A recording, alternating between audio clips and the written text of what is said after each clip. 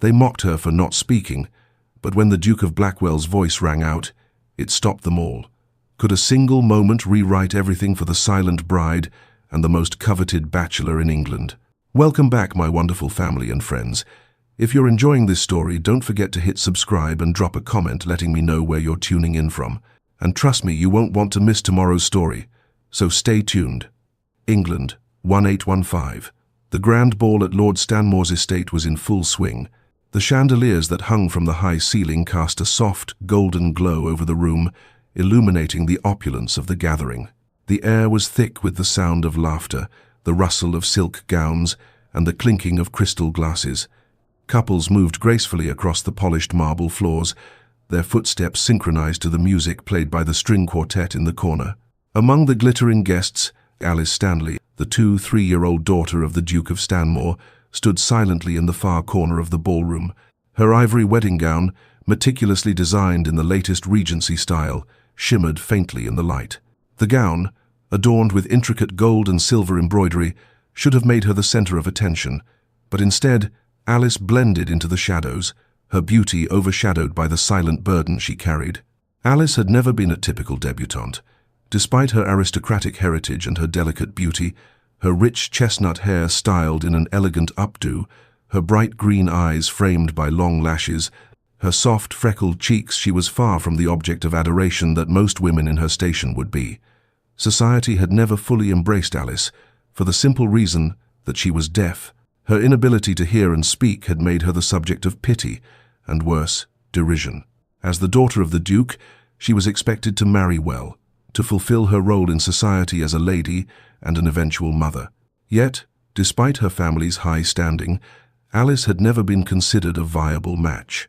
She had seen the hopeful glances of suitors that would always turn away, and heard the whispered remarks about her imperfection that followed her like a shadow.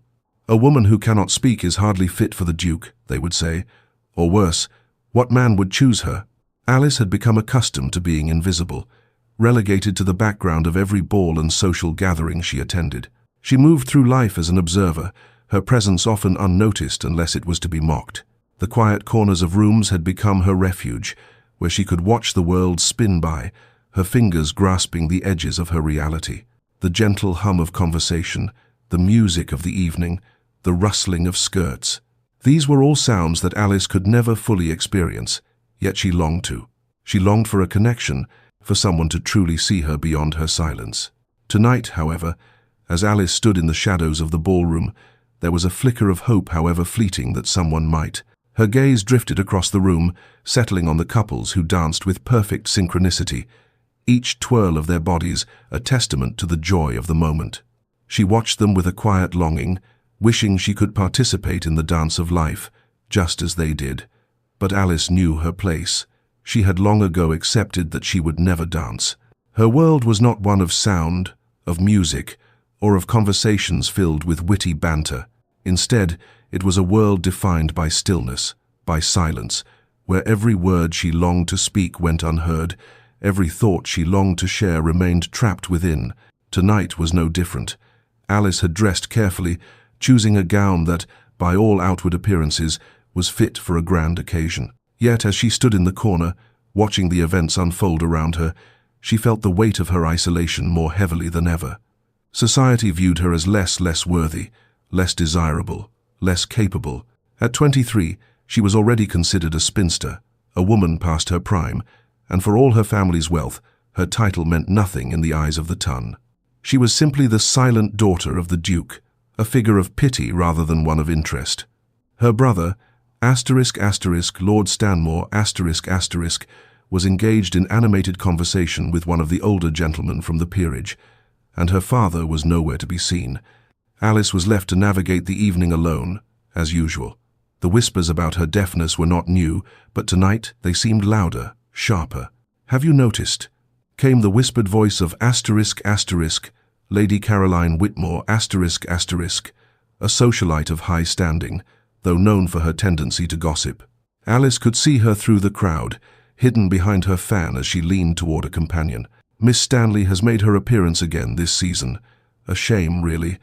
One would think after 2 decades of failure, she might accept her fate with dignity."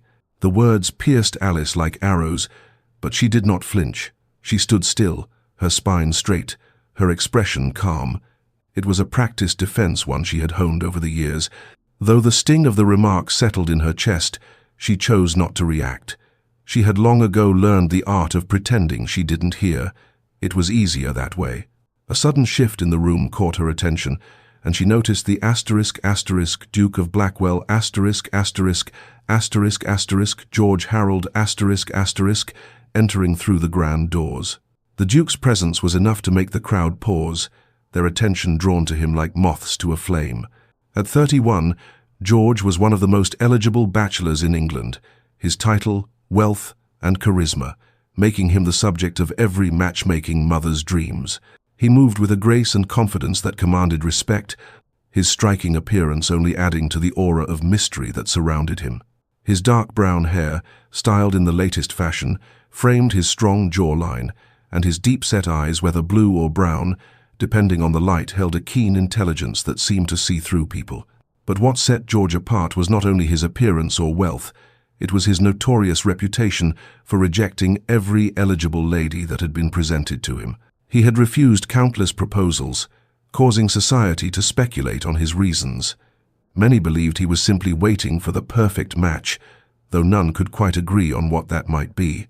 As George scanned the room, his eyes briefly met Alice's.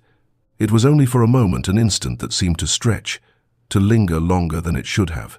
Alice's heart skipped a beat, and she quickly looked away, her face flushed. But something in the way George's gaze held hers made her pause. Was it possible that he had seen her, truly seen her, beyond her silence? Or was it merely another passing glance, one that would fade into the many that had come before? George Harold had always lived by his own rules. Raised in the lap of luxury and accustomed to the privileges of his title, he had become disillusioned with the shallowness of society's expectations. His numerous rejections of eligible women had made him a subject of constant gossip, but George was unmoved. The women presented to him were always perfect in beauty, lineage, and accomplishment, but he found none of them interesting. None had captured his heart or piqued his intellect. George was a man of depth, searching for a woman who could not only meet him intellectually, but also challenge him, someone who could see beyond his title and fortune. The ballroom was filled with women who paraded their beauty for the sake of a title, but none of them had ever spoken to him in a way that made him think differently about the world. Tonight, as his gaze fell on Alice Stanley, something stirred within him. For the first time, he saw a woman who wasn't vying for his attention, who wasn't trying to capture his heart through superficial charms. He saw Alice standing alone, a picture of quiet dignity, and in that moment, George felt a connection, a recognition of something rare and precious. She wasn't like the others. Alice's eyes met his once more, and for a fleeting moment, he saw vulnerability, strength, and grace all intertwined. It was as though in the silence between them, there was a conversation that needed no words. The evening continued around them, the music swelling in the background, but for Alice and George, the world had paused. Neither of them spoke, but in the space between them, something had shifted. Something profound had begun to take root, unnoticed by the guests who swirled around them in their own worlds of sound and chatter. For Alice, the idea that anyone, let alone the Duke of Blackwell, might see her for who she truly was, seemed impossible. But in that brief, silent exchange, it felt, for the first time in her life, as though it was within reach. As the evening wore on, Alice stood at the edge of the room, her heart pounding, hoping that perhaps, just perhaps, she was not as invisible as she had always believed. And in the back of her mind, a question lingered. Could this man, the most sought-after bachelor in England, see something in her that no one else had ever noticed? Could he see her not as the deaf, silent daughter of the Duke, but as Alice Stanley, a woman of quiet strength, grace, and dignity?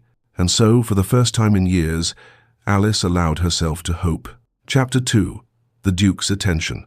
The music in Lord Stanmore's ballroom swelled again, a soft, lilting waltz that filled the room with its gentle rhythm. The guests glided across the floor, their silk and satin gowns flowing in perfect harmony with the melody. Alice stood motionless in her corner, her hands clasped together in front of her, watching the couples move effortlessly as though they had been born to dance. Her gaze was drawn to the center of the floor, where the most eligible men and women of London twirled with practiced grace. Alice had often dreamed of participating in such dances, of feeling the music run through her veins as she spun across the room with her partner. But the reality was that for Alice, these grand balls were merely something to observe from the sidelines. She had long given up any hope of finding someone who might see past her silence, someone who would dare to invite her into this world where sound reigned supreme. Her green eyes shifted restlessly as the night wore on, her thoughts moving from one longing to the next. Asterisk, asterisk, George Harold, the Duke of Blackwell, asterisk, asterisk, was not far from her thoughts. Since their brief exchange earlier, when his gaze had met hers across the ballroom, she had thought of little else. The Duke was a man of great standing, and Alice could not help but wonder if he had seen something in her, perhaps the same dignity and grace that had captivated him in the first place. Or perhaps it was nothing more than a fleeting glance. But now, as she stood silently against the wall, she felt a shift in the air, a sudden change in the energy of the room. A whisper of movement caught her eye, and she looked up just as the Duke of Blackwell himself made his way toward her. Alice's breath caught in her chest as she saw George make his way through the crowd. His tall, commanding figure cut through the sea of guests, his dark hair falling neatly to the side, his posture regal yet relaxed. There was an ease in his movements, a confidence that made him appear almost untouchable. The room seemed to part for him, as though they all knew the Duke was accustomed to taking center stage wherever he went. But as he drew nearer to Alice, something in his expression softened. His eyes met hers once more, and for a brief moment, the noise and movement of the ballroom seemed to fade away. He stopped before her, his gaze steady and warm, an unreadable expression in his dark eyes. "Miss Stanley," he said, his voice deep and smooth, though Alice could not hear it. She could read his lips with practiced ease. "Might I have the honor of this dance?" A stunned silence fell over the room.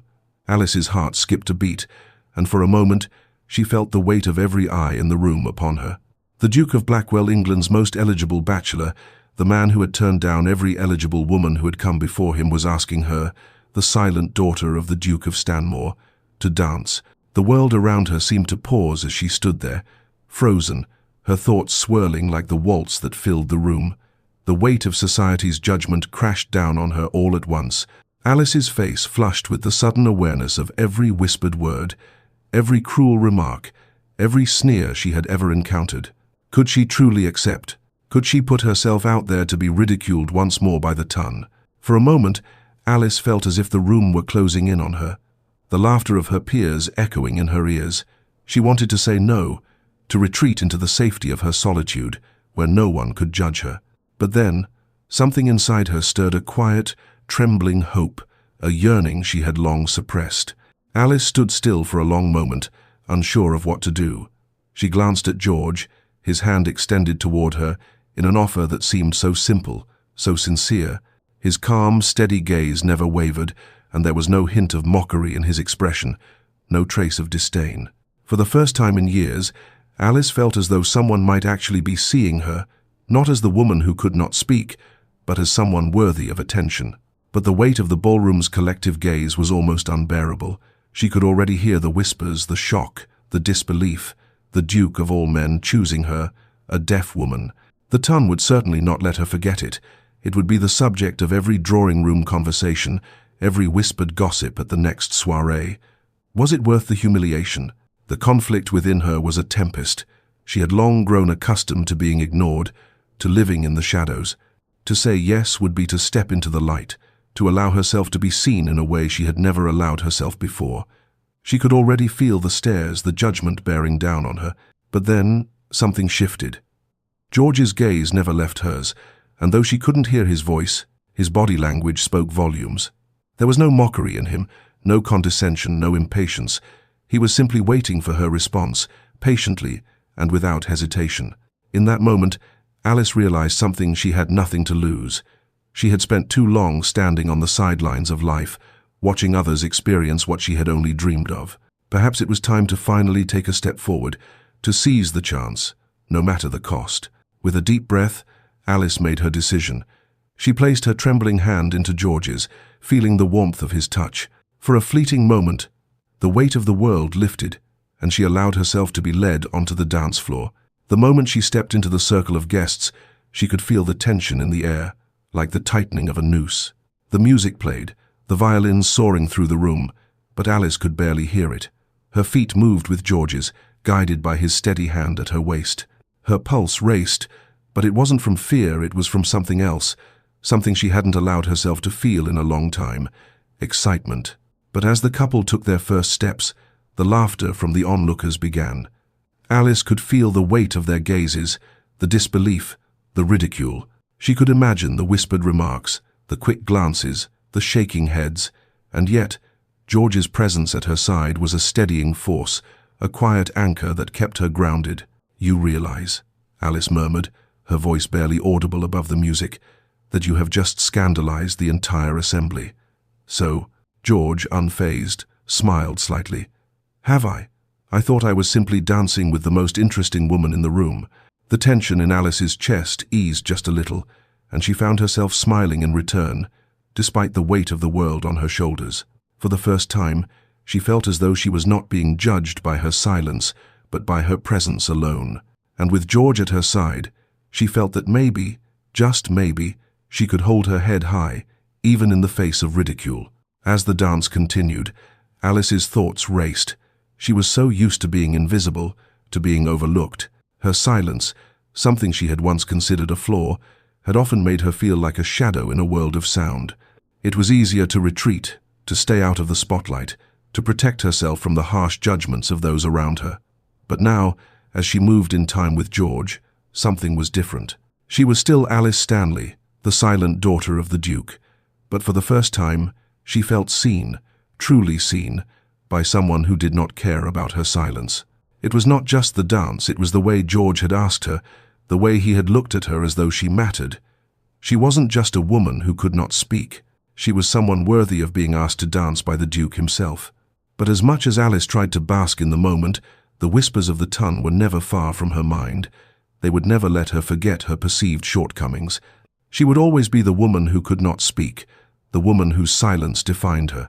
Still, as she danced with George, something began to shift within her.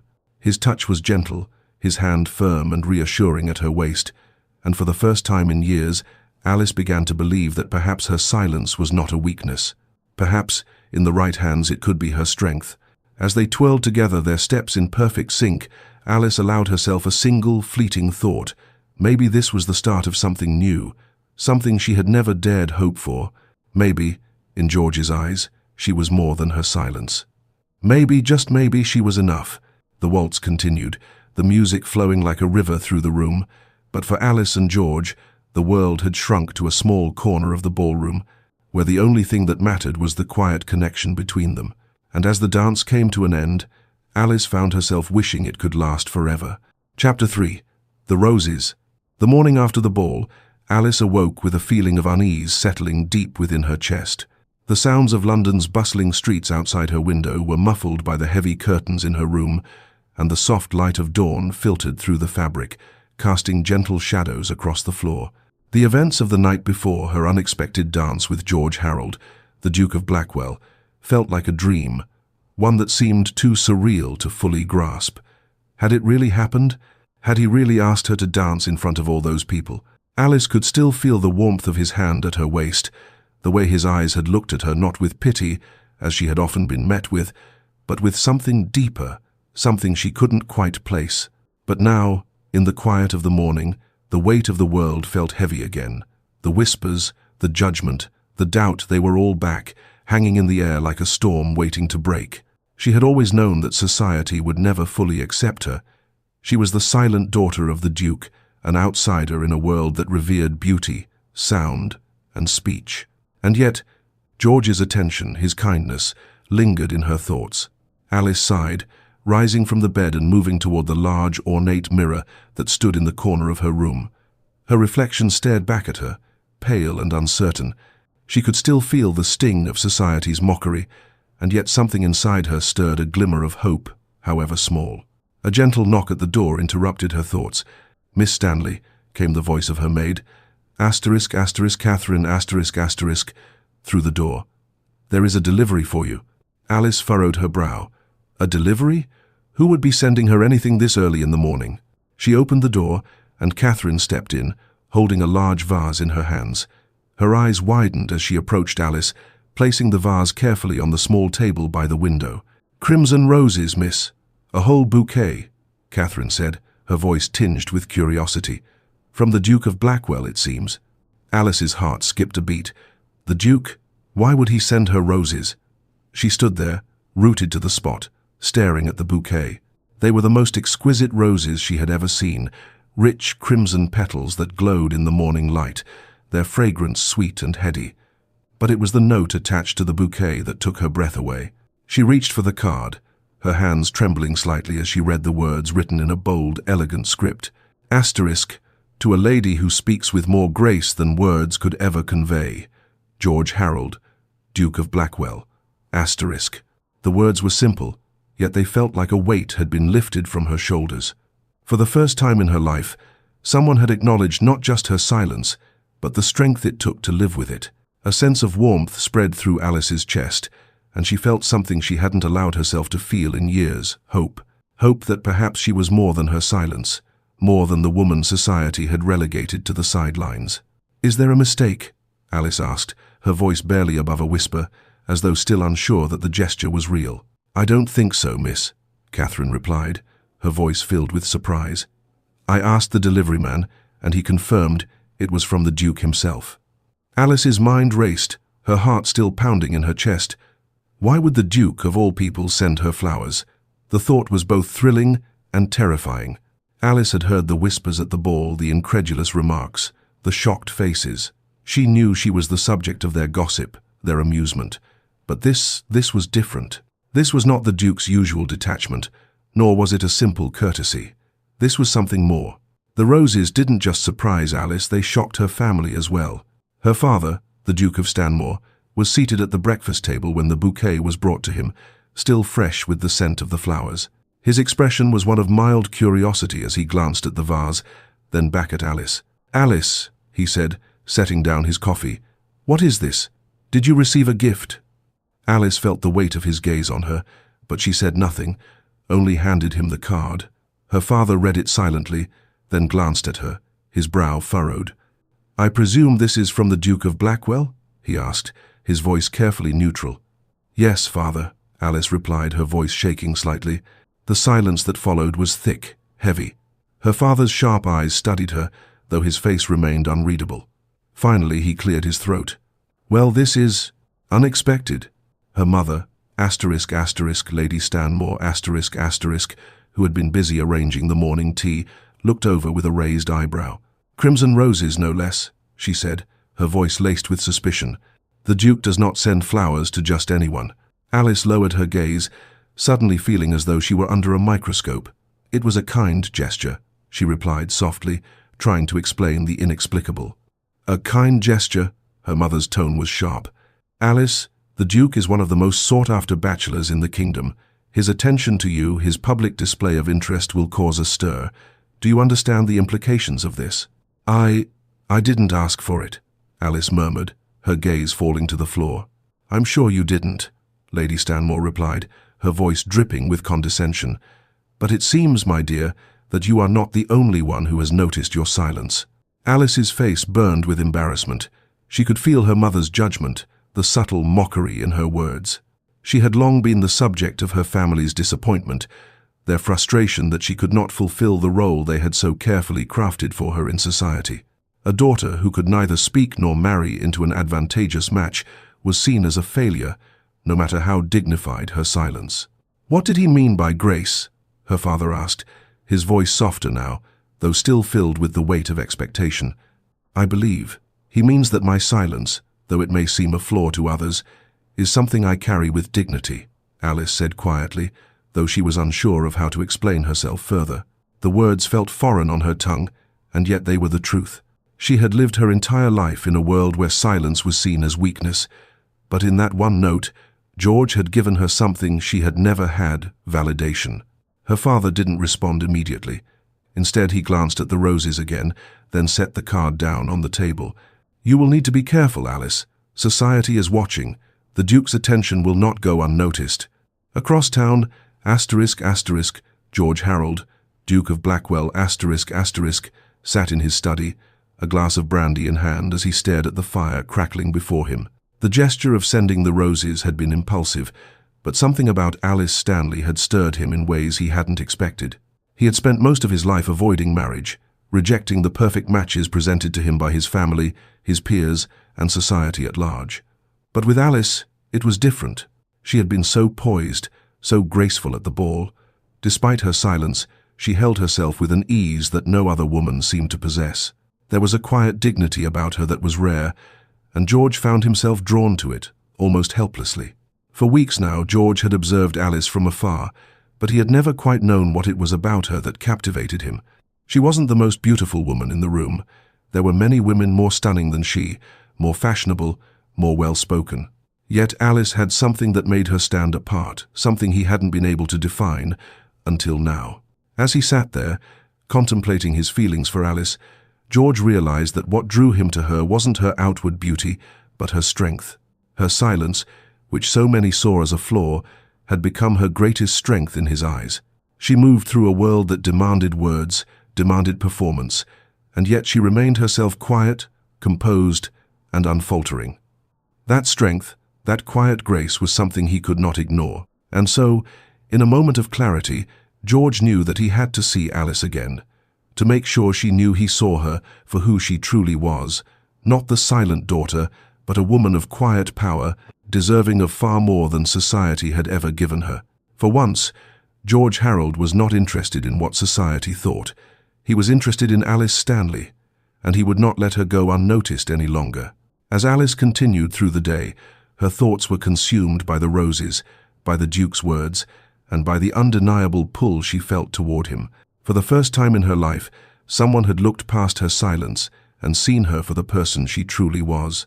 She didn't know what it meant yet, or what the future might hold, but for once, she allowed herself to believe that perhaps, just perhaps, George Harold saw her not as a mute woman, but as someone worthy of attention. And as for George, he had already decided that this was only the beginning. He had seen enough to know that Alice was someone he could never forget. Chapter 4. The Ballroom Confrontation. Public Mockery. The next gathering was one that Alice had been dreading, though she did not show it. Another ball, another round of forced smiles, polite conversation, and glances that said everything without saying a word. As the daughter of the Duke of Stanmore, Alice had no choice but to attend, to fulfill her role in society, despite the crushing weight of her invisibility. The whispering, the sneers, the whispered remarks, she had grown accustomed to them all. It was as if she were a ghost, present in the room but never truly seen. Tonight, the ballroom was grander than usual, its towering columns draped with lush greenery, candles glowing warmly from every corner. Yet, despite the beauty of the setting, Alice's heart felt heavy in her chest. She moved through the crowd with a grace born of years of practice, her silence a constant companion. As the waltz played, the world spun around her, and she stood, as always, on the periphery. She had learned long ago that if she did not draw attention to herself, others would not do so either. The dance of society continued without her, and she had long resigned herself to this fate. It was not just the lack of a dance partner that weighed on Alice's spirit. It was the cruel mockery she could feel from all around her, the whispers about her silence, the pity, the hidden laughter that came with every glance. It was as if her deafness was the only thing people saw when they looked at her. Tonight was no different.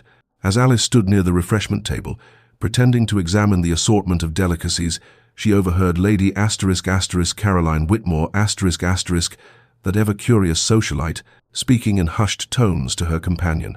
"Poor Alice Stanley," Lady Caroline said, her voice barely above a whisper. "Did you hear that she can't even speak? How dreadfully tragic for the daughter of a duke, and at her age too. What man would want a wife who cannot even utter a word?" Alice's breath hitched. The words were like daggers, each one aimed precisely at her heart. She clenched her fingers tightly around the delicate lace of her gown, her chest tightening with the familiar sting of humiliation. The whisper grew louder, and Alice knew Lady Caroline's words had not been meant to remain private. "Do you think she understands how absurd she looks?" her companion replied, equally quiet, though the words still managed to wound Alice. A woman who cannot speak, a duke's daughter, reduced to being a mere observer in a world of speech and dance. How dreadfully sad. Alice's cheeks burned with embarrassment, but she held herself firm, pushing down the rising tide of tears that threatened to betray her composure. She knew they spoke of her, and they always would. Her silence had become her greatest flaw in the eyes of society, an imperfection that no amount of grace or dignity could ever erase. The music seemed to mock her as the waltz continued to play, a reminder of what she could never participate in. She felt the eyes of the ballroom on her, and it was as if the weight of their judgment crushed her chest. How much longer could she endure this? How much longer could she stand in silence, watching the world move on without her? And then, through the crowd, she saw him. George Harold, the Duke of Blackwell, entered the ballroom with his usual air of grace and authority, his presence commanding attention from every corner of the room. His black and gold tailcoat shimmered in the candlelight, his dark hair neatly combed, and his expression unreadable. Alice's heart skipped a beat, and she could feel her breath catch in her throat. George had been a distant figure in her life until recently, a man who had seemed far beyond her reach. But now, his eyes, those piercing dark eyes, met hers across the room, and for a brief moment, the weight of society's whispers seemed to fade. There was something in his gaze, something that made Alice feel for the first time in her life that perhaps she wasn't invisible. But before she could fully process the thought, the moment was shattered by the continued gossip from the crowd around her. Alice's gaze dropped to the floor as she struggled to keep her composure. She felt as though she were drowning in the sounds of mockery and judgment. She tried to step away, to retreat into the quiet corners of the ballroom where she could escape their scrutiny, but fate had other plans. As she made her way toward the edge of the room, she suddenly heard a deep voice, strong and commanding. "Miss Stanley," George Harold's voice rang out, cutting through the noise of the ballroom. Alice froze, her body stiffening at the sound of his voice. She slowly turned to face him, her heart pounding in her chest. He stood before her, his eyes fixed on her with an intensity that made her breath catch. "Would you do me the honor of a dance?" George asked, his gaze unwavering. A stunned silence fell over the room. The murmurs died down, replaced by sharp intakes of breath and curious glances. Alice's heart raced. This was no ordinary request. This was the Duke, the most sought-after bachelor in England, asking her, a woman who could not speak, to dance. Alice opened her mouth to decline, to make some excuse, but the words caught in her throat. She wanted to say no. She wanted to retreat into the shadows, away from the gaze of the ton. But something in George's steady gaze, something in the calmness of his demeanor, made her hesitate. With a deep breath, Alice placed her trembling hand in his. She felt a shiver run through her, and though she couldn't hear the music, she knew what was about to happen. The room held its collective breath, and the Duke of Blackwell, known for his refusal to dance with anyone, was now leading Alice Stanley, silent, unspoken, and misunderstood, onto the dance floor. As they took their first steps together, Alice could feel the weight of every eye in the room upon her. The whispers began again, louder this time, and Alice braced herself for the onslaught of ridicule. How could she, a woman who could not speak, dance with the most eligible man in all of England? How could he, the Duke, be seen with her, the silent daughter of a duke? But then, as the dance continued, something changed. Alice had always expected to be the object of mockery, the one who was judged and dismissed. But as George led her across the floor with ease, his hand at her waist steady and sure, something remarkable happened. The laughter, the whispers, the cruel remarks, they all began to fade into the background. George's calm presence was a balm to her soul. He did not see her silence as something to be mocked or pitied. He saw her, truly saw her, as a woman who could dance without speaking a word, who could move through the world with grace and dignity, despite the limitations placed on her by society. And in that moment, Alice realized something profound. She wasn't defined by her silence. She wasn't defined by what others thought of her. She was defined by who she was inside, by the strength that had carried her through years of judgment and isolation. As they danced, she felt a surge of emotion rise within her, a mixture of gratitude and wonder. For the first time in her life, someone had chosen her not for her ability to speak, not for her title, but for who she was as a person. When the dance finally came to an end, the room still held its breath, waiting for Alice to retreat. But she didn't. For the first time she stood tall, her heart no longer burdened by the weight of the ton's expectations. George had defended her with his actions, and in doing so, he had given her something far more valuable than a dance. He had given her the freedom to finally believe in her own worth. The crowd stood still, unsure of what to make of the scene they had just witnessed. But Alice, for the first time in her life, didn't care. She had been seen, truly seen, by the one person who mattered. As the whispers began to fade, Alice looked up at George, meeting his gaze with quiet resolve. She may have been silent, but she was no longer invisible. And as the music faded into the background, Alice knew that this was just the beginning of something far more powerful than anyone could have imagined. Chapter 5. The Proposal in the Garden. The evening air was cool against Alice's skin as she stepped into the Duke of Blackwell's private garden, the soft scent of roses mingling with the earthy fragrance of damp soil. The garden, an expansive space of manicured hedges and blooming flowers, seemed to pulse with an energy all its own, untouched by the formalities of the ballroom or the whispers of society. Here, in the quiet solitude of the garden, Alice felt an unexpected sense of peace. She had retreated to this place, seeking refuge from the suffocating scrutiny of the ballroom. After the dance with George, she had been swarmed with questions, stares, and whispered comments. For the first time, however, those comments had not pierced her as deeply. The world had not disappeared, but it had become smaller, and in that small space, there was only one thing that mattered: George's presence. She had come to the garden in search of clarity, but as she wandered deeper into the maze of flowers, her thoughts were still a tangle of confusion.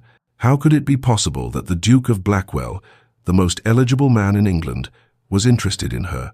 A woman who could not speak, who had lived in the shadows for so long. Just as she reached a secluded corner of the garden, where the roses bloomed in riotous colors, she heard the soft crunch of footsteps behind her.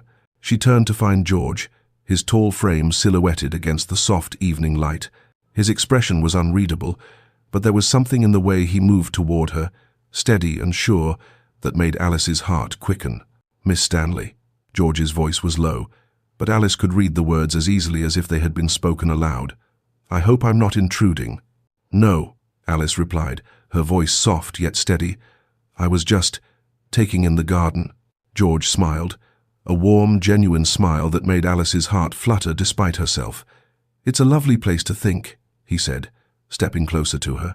He paused for a moment, as if considering his next words carefully. "I've spent a great deal of time here myself." Alice tilted her head slightly, curious. "Why here?" George's expression softened as he looked around the garden, his eyes lingering on the vibrant flowers that surrounded them. "Because it's the only place where I can escape the expectations of the world," he replied, his voice tinged with quiet melancholy. "For years, I've been surrounded by people who only see my title, my wealth. No one has ever looked beyond that to see who I really am, to understand the person I am beneath all of it." Alice's heart ached at his words. She had spent much of her life feeling invisible, hidden behind her silence. And yet, here was a man who, despite his power, his position, and his charm, felt just as trapped by society's expectations as she did. There was a shared understanding between them, one that neither had ever spoken aloud before. "I've turned down every match," George continued, his voice growing quieter, more introspective. "Not because the women were not beautiful, or accomplished, or well-connected, but because none of them saw me, not truly. They all saw the Duke of Blackwell, but not the man behind the title. And I've been running from it. Running from the idea of marrying someone who would never know me." Alice felt a swell of emotion in her chest as she listened to his confession. She could sense the pain behind his words, the burden he carried despite his status. And yet, here he was, opening up to her, this woman who could not speak, this woman who had been shunned by society for her silence.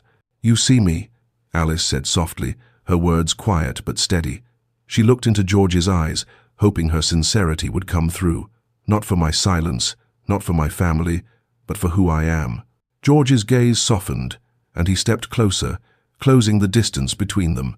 The air seemed to hum with something electric, something palpable. He reached out, gently taking her hand in his. "You are everything I have been searching for, Alice. You are the one who sees me, not the title, not the wealth. You see me for who I truly am, and I cannot ignore that any longer." Alice's breath caught in her throat. She had never expected this, had never allowed herself to dream of such a moment. But now, with his hand in hers, with his words hanging in the air between them, she realized that everything had shifted. She had always feared being rejected, being invisible, but in this moment, she was neither. She was seen, truly seen. Asterisk, asterisk, the proposal. Asterisk, asterisk. George's voice was a soft whisper, yet it felt like the world itself was holding its breath as he spoke. Alice Stanley, will you do me the honor of marrying me? Not because of my title, but because of who you are, because of your strength, your grace, your silence that speaks louder than words ever could. Alice's heart raced, her chest tightening with emotion. The words she had never allowed herself to dream of hearing were now spoken aloud, and they echoed in her mind like a melody she had long since forgotten. He wanted her. Not for her title, not for her silence, but for the woman she was, silent and strong, quiet yet profound. She looked up at George, her green eyes meeting his, and for the first time in her life, she did not feel like an outsider. She did not feel like the silent daughter of the Duke, lost in the shadows. She felt like Alice Stanley, someone worthy of love, worthy of connection, worthy of being seen. A single tear slipped down her cheek, and she quickly wiped it away, embarrassed by the sudden rush of emotion. But George gently cupped her face, his thumb brushing away the tear with a tenderness that took her breath away. "Say yes, Alice," he whispered, his voice hoarse with emotion. "Say yes, and make me the happiest man in the world." Alice swallowed hard, her thoughts racing. She had always feared that love would never find her, that her silence would forever stand between her and the world. But in George's arms, she realized that love didn't need words. It didn't need the validation of society. It only needed truth. "Yes," she breathed, her voice soft but firm. "Yes, George, I will marry you." The moment the words left her lips, George's face broke into a smile so wide, so full of joy, that it seemed to light up the entire garden. He pulled her into his arms, holding her close as though he had waited for this moment his entire life. And for Alice, the world felt different. The silence that had once separated her from everything now seemed to be filled with the promise of a new beginning, a beginning she had never thought possible. As George held her, his warmth surrounding her, Alice felt something stir within her. It was a feeling she had never known before, one that made her heart swell with hope. This was not just the beginning of a new chapter in her life, it was the beginning of something she had always longed for. For years, Alice had lived in the shadows of her own silence, convinced that she was unworthy of love, unworthy of being seen. But now, in George's arms, she realized that her silence did not define her. It was her strength, her grace, her ability to hold herself with dignity despite the harshness of the world. And in George, she had found someone who saw her for who she truly was, someone who loved her not in spite of her silence, but because of it. "I've never known what it is to truly be seen," Alice whispered, her voice shaky with emotion. "But now, I understand. I understand what it means to be loved, to be accepted." George kissed her forehead, his lips lingering against her skin as he spoke softly. "You are everything I have ever wanted, Alice. You are my heart, my soul, my future, and I promise you, I will never make you feel invisible again." As the two of them stood there in the quiet of the garden, surrounded by the scent of roses and the gentle rustling of leaves, Alice realized that this was not just a proposal. It was a promise of a love that would defy society's expectations, a love that would survive in silence and strength. And in that moment, Alice knew that her life was about to change forever. She was no longer the silent daughter of the Duke of Stanmore. She was Alice Stanley, the woman who had been seen, the woman who had been loved, and the woman who had found a new beginning with the man who cherished her for everything she was. The future, once a distant dream, was now within reach, and Alice could not wait to embrace it. Chapter 6. The Wedding and Public Reaction. The days leading up to Alice's wedding to George Harold the Duke of Blackwell were filled with both excitement and quiet trepidation. While the prospect of marrying George, a man she had come to love and trust deeply, filled her with warmth and joy, there was still a shadow that lingered, one cast by society's judgment. The world, with all its expectations and rules, would never quite let her go, and as the wedding day drew nearer, Alice could not shake the feeling of being an outsider in her own life. Alice paced the floors of her chambers, her eyes occasionally drifting to the windows that overlooked the carefully manicured gardens of her father's estate. The room was beautiful, filled with soft silks, fine wood, and delicate lace, but Alice could hardly focus on the details of her surroundings. The gown she had chosen for the ceremony, a regal creation of ivory, satin, and lace, lay across the bed, awaiting the moment when it would transform her into a bride. But in the stillness of the room, Alice's thoughts betrayed her. She had always been the silent daughter of the Duke, marked by her deafness, always set apart from the world. And though George had shown her love, sincerity, and kindness beyond measure, Alice feared that no amount of affection could shield her from the harsh whispers of the ton. The thought of their eyes on her, their judgment, lingering as they watched her marry the most eligible bachelor in England, a woman of silence, still unsettled her. For years, she had been invisible in society's eyes, relegated to the corners of rooms, never considered a worthy partner for any man, let alone one with such a prominent title as George. Now, she was to be the center of attention at a wedding that would be talked about for years. The audacity of the union, a duke marrying the silent daughter of a duke, a woman who could not speak, whose place in society had always been questioned, would be impossible for society to ignore. She sat down at the vanity, her fingers lightly brushing the delicate combs and pins that would adorn her hair.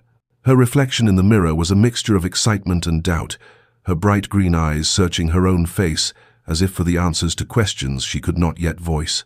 The truth was, Alice had spent so long hiding from the world, so long convincing herself that she was unworthy of love or recognition, that this moment felt almost unreal. How could it be that someone like George Harold a man who could have anyone, had chosen her? A soft knock at the door interrupted her thoughts, and Alice's maid, Catherine stepped inside. She smiled at Alice's troubled expression, her eyes soft with understanding.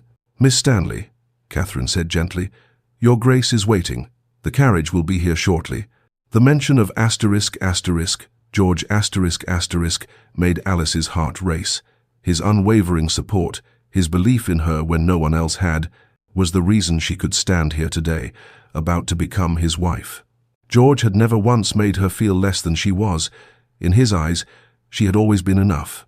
He had shown her the truth. Her silence was not a weakness, but a strength that he admired. Alice stood, her heart settling as she took a deep breath, straightening the lace veil that hung from the mirror. With one last glance at her reflection, she felt ready. She might have been unsure of what society would think, but she knew this. She had found someone who saw her for who she was, someone who valued her far beyond the limitations the world had placed upon her. That thought, more than anything, gave her the strength to face the day. The ceremony was held at St. George's Chapel, a breathtakingly beautiful church, where the walls seemed to echo with the voices of past generations. The grand doors stood open, allowing the soft light of the morning sun to spill in, bathing the pews and stained glass windows in a warm, golden hue. The church was filled with flowers, the scent of roses and lilies heavy in the air. The air itself seemed to hold its breath, the stillness before the union, adding to the grandeur of the moment. Alice had never been one for grand displays, but as she stood at the altar, her arm looped with her father's, she felt a sense of calm wash over her. She knew that this was the moment that would change everything. Today, she was no longer the silent daughter, no longer the woman defined by the limitations of her silence. Today, she was Alice Stanley, the bride of George Harold, the Duke of Blackwell. Her father's grip on her arm was strong, though she could feel the weight of his uncertainty.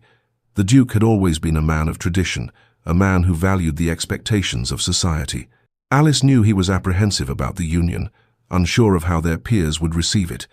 Though he had never voiced it directly, she could feel his concern in the way he held her arm with almost protective fervor.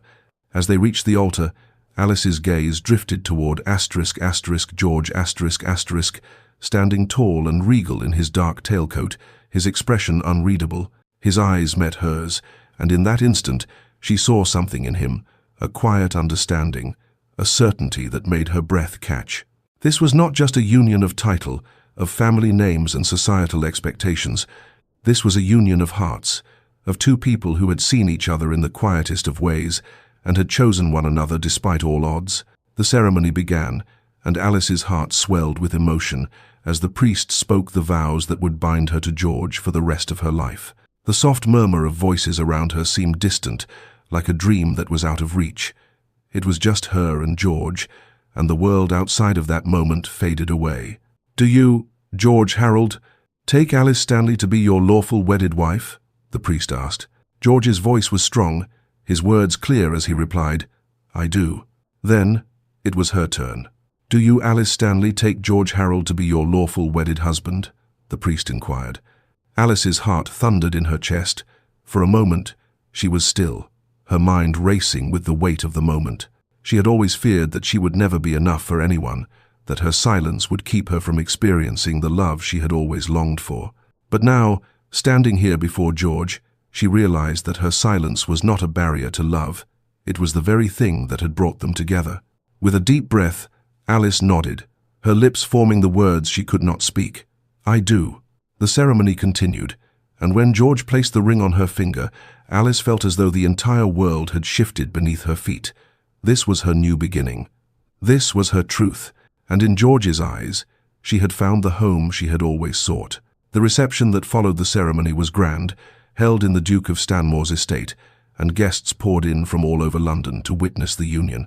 The ballroom was filled with opulent decorations, laughter, and clinking glasses. Alice, in her delicate gown of ivory, satin, and lace, stood beside George, her heart still racing from the whirlwind of the ceremony. But as much as Alice had hoped to escape society's gaze, she could feel it weighing on her. The guests, some familiar, others strangers, looked upon her with mixed reactions. Some were clearly shocked, their whispers too loud, their stares too sharp. Others seemed impressed by George's bravery in choosing her, the woman who had long been cast aside by society. The boldness of their union, a duke marrying a deaf woman, was enough to stir a quiet curiosity in some, though many remained unsure of how to regard her. Lady Caroline Whitmore who had made no attempt to hide her disdain for Alice before, was now watching her with open curiosity. Her eyes flicked from Alice to George, and though her lips were sealed, her expression said everything. It was a mix of disbelief and envy. Envy that someone who was once considered unworthy had captured the attention of the man everyone coveted. But Alice, for the first time in her life, did not care. She was no longer the silent woman in the corner, the object of pity or mockery. Today, she was George's wife, and in his eyes, she was more than enough. She would no longer allow society's expectations to define her. If George could see her for who she truly was, then that was all that mattered. As the evening wore on, the guests began to settle into the rhythm of the reception. There were toasts, laughter, and music. But amidst it all, Alice found herself in a quiet corner with George, his hand resting gently on her arm. "You've made me the happiest man in the world," he whispered to her, his voice soft and sincere. Alice smiled, her heart full. "And you've made me feel seen," she replied, her eyes shining with gratitude. "For the first time, I feel whole." And in that moment, as they stood together, the weight of society's judgment faded completely. The world could whisper, could gossip, could try to tear them apart, but Alice knew the truth.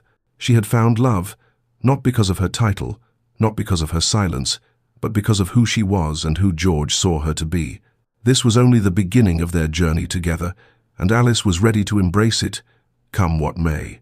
The sun had barely risen, casting a soft amber glow across the quiet landscape as the carriage carrying George Harold Duke of Blackwell, and his new bride, Alice Stanley, the Duchess of Blackwell, rolled steadily toward the secluded country estate where they would begin their life together. The honeymoon that followed their wedding had been a carefully planned retreat, a chance to escape the judgmental eyes of society and bask in the newfound intimacy that had blossomed between them. As the days passed at their private retreat, Alice slowly began to realize how much she had longed for the simplicity of moments like this, the quiet, private moments spent with George, away from the expectations and whispers of the ton. They had always been surrounded by others, both before and after their wedding, but now, here, alone together, Alice felt as though she was beginning to truly understand the depth of their connection. The vast estate, tucked away among rolling hills and thick groves of ancient oak trees, provided the perfect backdrop for the start of their married life. The house, a stately manor built in the Georgian style, was surrounded by manicured gardens, and the air was filled with the sounds of birdsong and the rustling of leaves in the wind. It was here that George and Alice could be free, unburdened by the weight of societal expectations. In the mornings, they would often take long walks through the gardens, strolling along the cobbled paths that wound through the rose bushes, lavender, and wildflowers. George would tell Alice about his travels across Europe, his studies of art, and the many books he had read over the years. His deep, resonant voice filled the air, drawing Alice into a world that she had always longed to understand, but had never quite fit into. Their conversations were full of mutual respect, curiosity, and a growing admiration for one another. Alice, who had always been cautious about her silence, found herself opening up more and more, sharing her own thoughts about literature, art, and the beauty of nature. Her thoughts, once locked away in the quiet recesses of her mind, flowed freely between them, and George listened with a kind of attentiveness that made her feel understood, truly understood. No longer did she feel the need to hide behind her silence. With George, her words were not an obstacle. They were a bridge that connected them in ways she had never experienced before. One evening, after dinner, George suggested they read together. He had a selection of books by authors Alice had never heard of, and they began to explore them, their discussions evolving into late-night conversations about philosophy and the meaning of life. Alice was surprised at how natural it felt to engage in such deep discussions with George. She had spent so many years feeling disconnected from the intellectual world, but here, in the quiet of their home, her thoughts had found a voice. George was patient and kind, never rushing her or making her feel inadequate for not always being able to articulate herself in the way she wished. Their bond, built on mutual respect, curiosity, and understanding, continued to grow stronger with each passing day. The love that had begun as a spark at their wedding had transformed into something deeper, more meaningful. Alice had always feared that her silence would stand in the way of connection, but with George, it was nothing but an invitation to explore new depths of intimacy. As their honeymoon period slowly gave way to the routine of married life, Alice and George returned to London. Their return met with mixed reactions. Society had always been quick to judge, and now, with their union still fresh in the minds of the ton, the gossip and scrutiny had only grown more intense. There were those who marveled at the bravery of the Duke in choosing Alice, a woman who could not speak, while others continued to question his motives. Despite the whispers, George's love for Alice remained unshaken. He never wavered in his commitment to her, always by her side, always ready to defend her against the harsh judgments of the world. In public, they were often the subject of stares and whispered conversations, but George stood tall, his hand firmly planted in Alice's, as they navigated the crowded social events and gatherings that filled their calendar. For Alice, the weight of society's judgment was still something she struggled to bear, but with George at her side, it became easier to ignore the cruel whispers. He never allowed the ton's opinions to affect their relationship. When they attended balls or galas, George would often step in front of Alice, shielding her from the onlookers, his presence a constant reminder that her worth was not defined by the judgments of others. Alice, too, began to find peace in her new role as the Duchess of Blackwell ***. The title itself had always felt like a distant thing, something that had belonged to another woman in another life. But now, as George's wife, she was beginning to embrace the responsibilities that came with it. Even if society's expectations weighed heavily on her, she no longer had to hide behind her silence. The Duke had shown her that she could be both strong and silent, and that her value was not in what she could say, but in how she lived and loved. The couple spent their days in quiet companionship, with Alice attending to her duties as the Duchess, hosting charity events, and spending time with George. While their marriage had initially caused a stir, the ton began to see the depth of their connection, and slowly, the whispers began to quiet. Alice had always feared that her silence would keep her from experiencing the love and respect she longed for, but George had proven that love didn't need words. His unwavering support gave her the strength to face the judgment of society with dignity and grace. And as the days passed, Alice realized that she was no longer the woman who had feared rejection. She was the Duchess of Blackwell ***, a woman who had found love not in spite of her silence, but because of it. Their first public appearance as a married couple was at a grand ball hosted by Lady Caroline Whitmore, the same woman who had once spoken so cruelly about Alice's silence. The night was filled with laughter and music, the glittering gowns of the ladies and the immaculate suits of the gentlemen casting a dazzling display in the candlelight. As Alice and George entered the ballroom, all eyes were immediately drawn to them. Some were filled with curiosity, others with disbelief, but none could deny the quiet power of their connection. Alice, dressed in a stunning gown of soft lavender silk with intricate lace detailing, felt the weight of the room's gaze. It was strange, walking into a room that was both familiar and foreign. She had been here before, but never as the Duke's wife, never as the object of such scrutiny. But as she looked up at George, standing tall beside her, his eyes steady and unflinching, she knew that she was not alone. George guided Alice through the room, and as they approached Lady Caroline Alice could feel the woman's eyes narrow with surprise. There was a moment of tension, an electric charge in the air, but George's hand tightened around hers, and he stepped forward with the confidence of a man who had nothing to prove.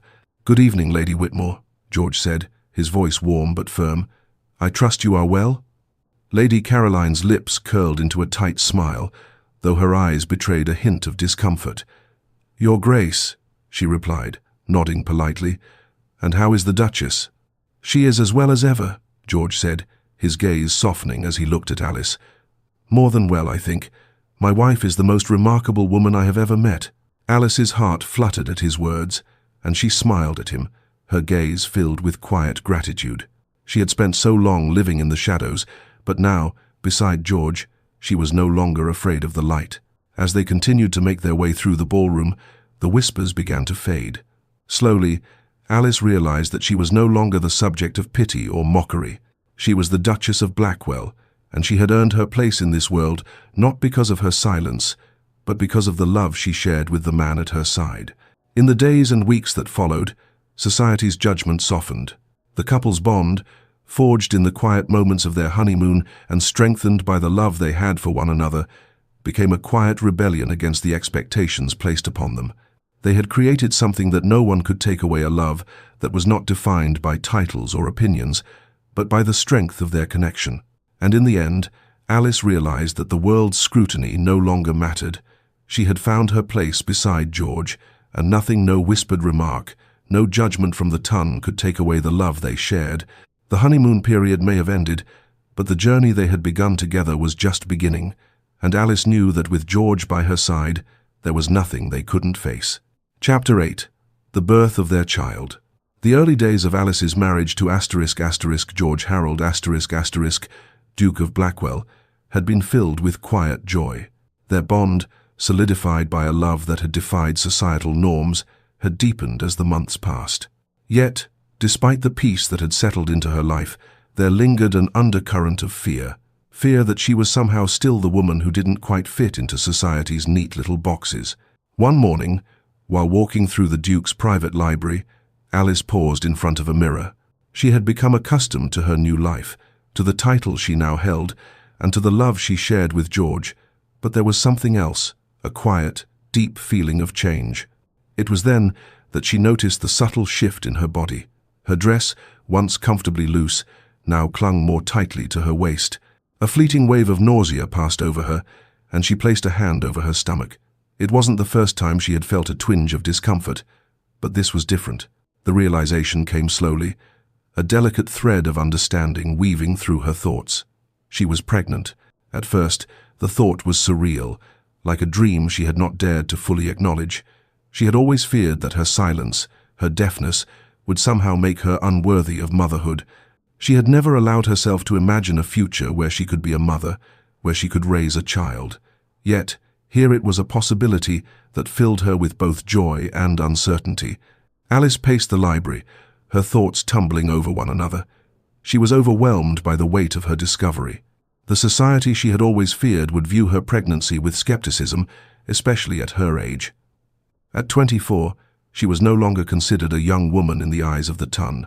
She had already defied expectations by marrying George, the Duke, a man of impeccable lineage.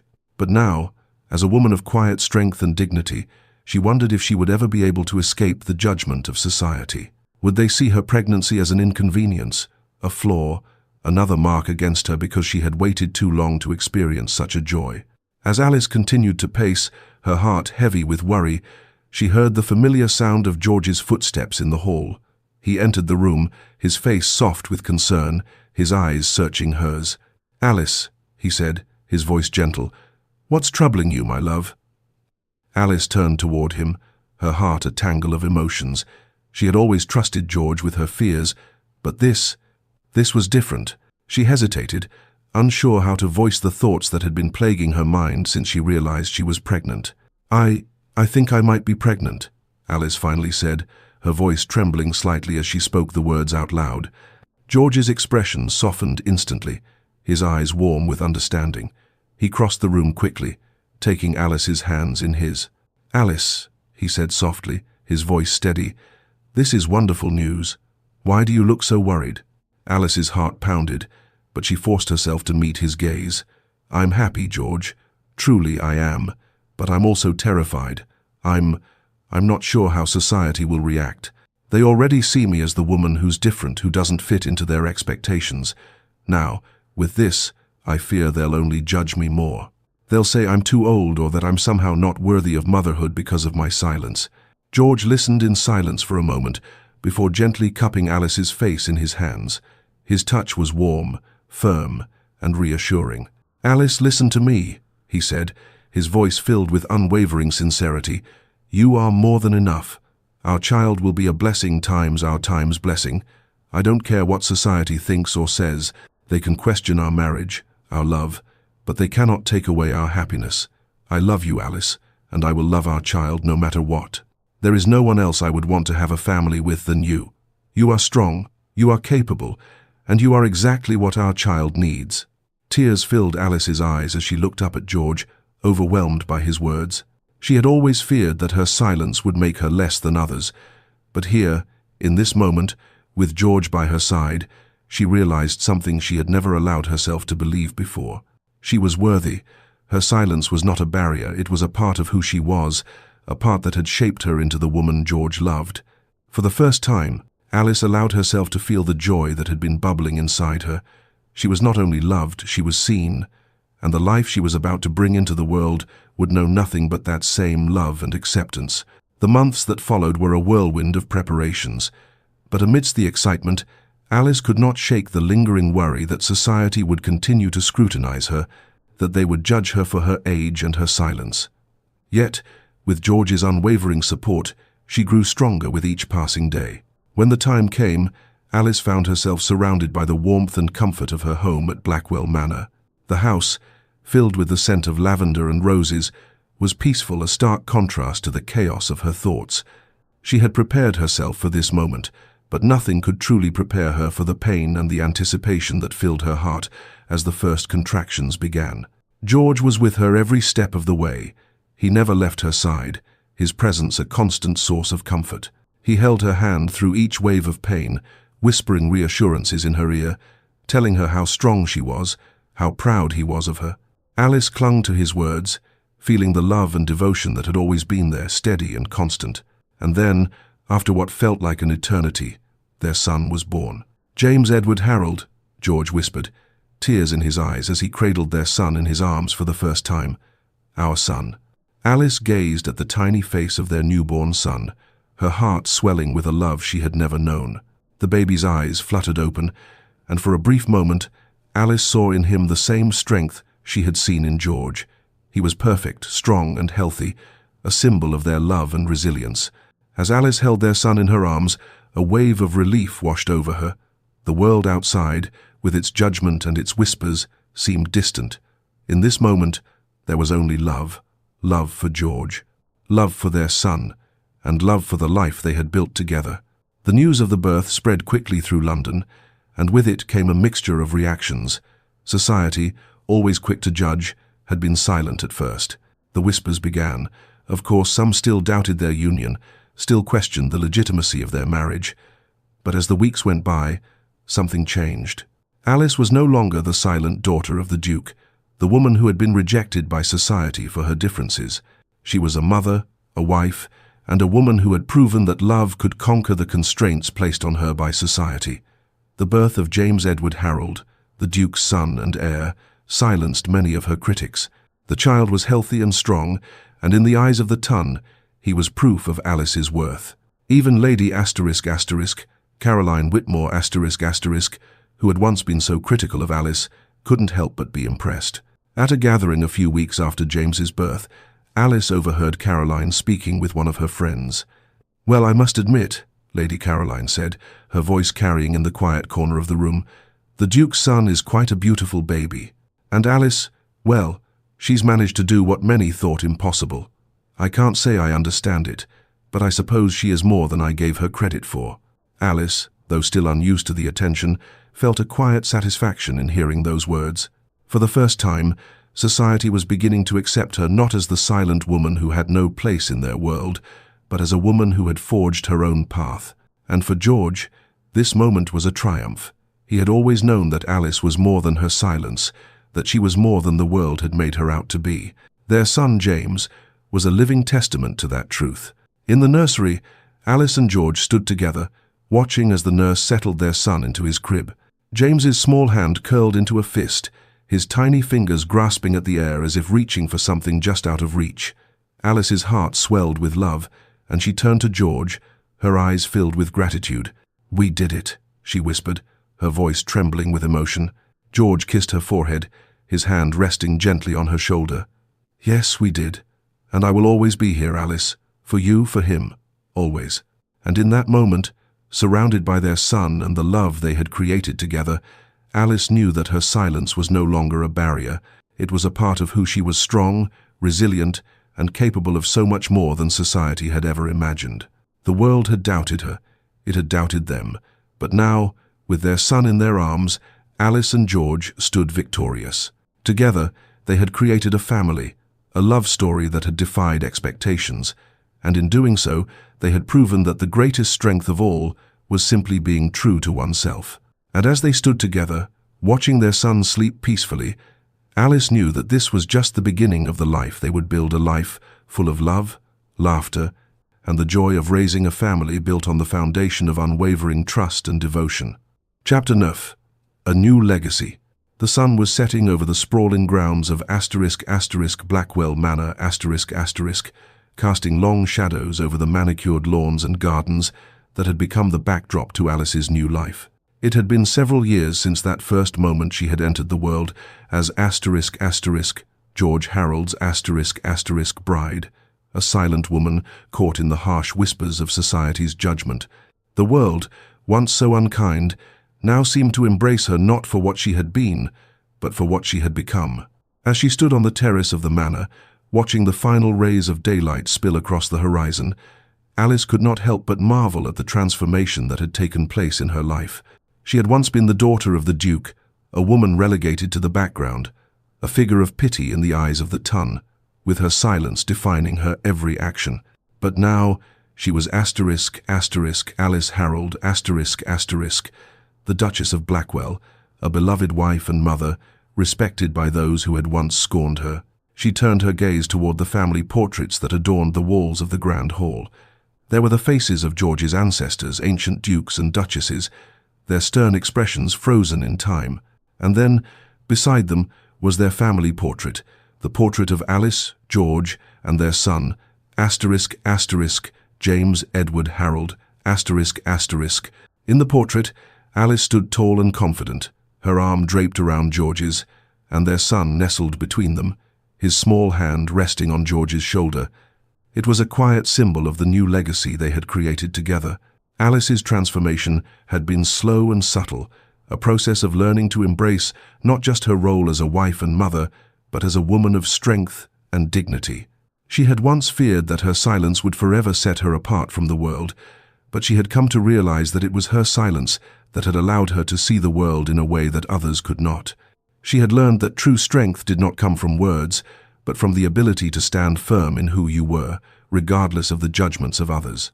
Her heart swelled as she looked down at her son, now 4 years old, playing in the garden with George The laughter of both father and son filled the air, a sound that had become as familiar to her as the quiet hum of the household. She had once feared that she would never be able to give George the family he deserved, that her silence would forever be an obstacle.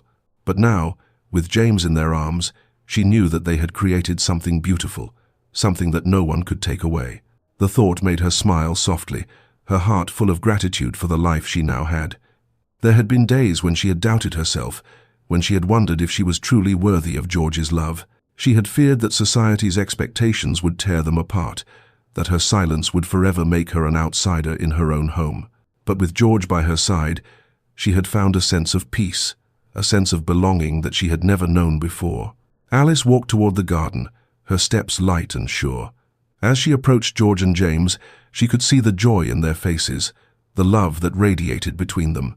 It was a love that transcended all expectations, all societal barriers, and Alice knew, in that moment, that their family was the legacy they would leave behind. It was in moments like this, surrounded by the family they had built, that Alice felt the full weight of their journey together. They had defied the expectations of a society that had once written them off, rewriting the rules of what was possible in a marriage. Their love had not been about titles or wealth, but about the deep connection they shared, a connection that had grown stronger with each passing day. George, once the most sought-after bachelor in England, had found in Alice something no one else could offer, a woman who saw him for who he truly was, a woman whose heart was open to him in ways that no one else had been.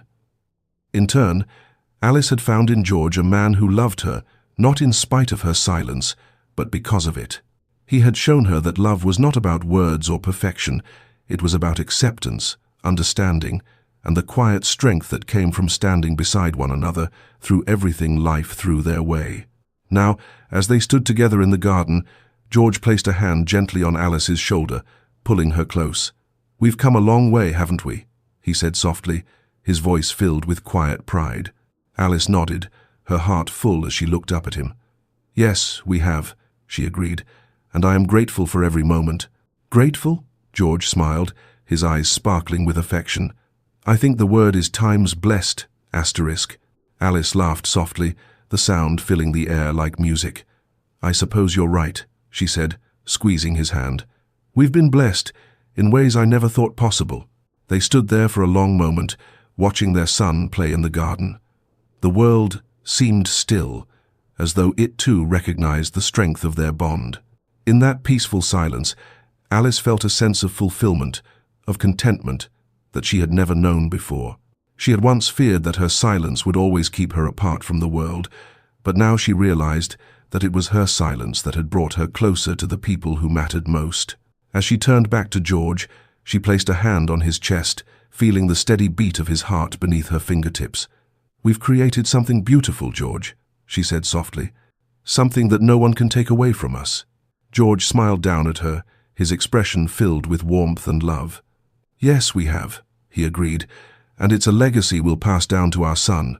Their future, once uncertain, now stretched out before them like an open road. The legacy they would leave behind was not one of titles or wealth, but one of love, a love that had defied all expectations and had proven that true connection could flourish even in the most unlikely of places. They had shown the world that love transcended all boundaries, that it could exist in the quietest of moments, and that silence, far from being a barrier, was a bridge that brought them closer. As the days passed, Alice and George continued to build their life together, a life rooted in love, respect, and mutual understanding. Alice had come into her own, shedding the doubts and fears that had once held her back. She was no longer the silent woman in the shadows. She was the Duchess of Blackwell, a woman whose strength, dignity, and love had redefined what was possible. The whispers of society, the doubts that had once surrounded their union, had faded into the background, replaced by the quiet admiration of those who had come to see the depth of their connection. The Duke and Duchess of Blackwell were no longer the subjects of gossip, but the embodiment of a love that had overcome the harshest of judgments. Alice had found her place in the world, and in the eyes of George and their son, she had found the greatest treasure of all, the knowledge that she was truly seen. She had come from the shadows, from a life of silence, and now she stood at the forefront of a legacy that was built on love, a love that would continue to grow, to thrive, and to inspire for generations to come. As the sun set on another peaceful evening at Blackwell Manor, Alice stood beside George, watching their son run through the garden, his laughter filling the air. The world around them had changed, and so had they. Together, they had built a life that was more than they had ever dreamed, of a life full of love, family, and purpose.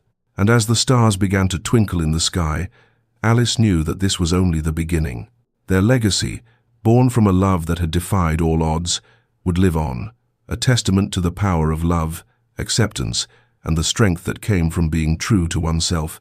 In the quiet of the night, with George by her side, Alice felt more certain than ever that they had created something that would endure. Their love, their family, and their legacy would carry on, forever unbroken. Thank you for joining Alice and George on their extraordinary journey of love, transformation, and defying societal expectations. If you've been moved by their story, please leave a review and share your thoughts. Let us know how Alice's journey has inspired you to embrace your own strength, love, and authenticity. Don't forget to share this story with others who might need a reminder that love knows no boundaries.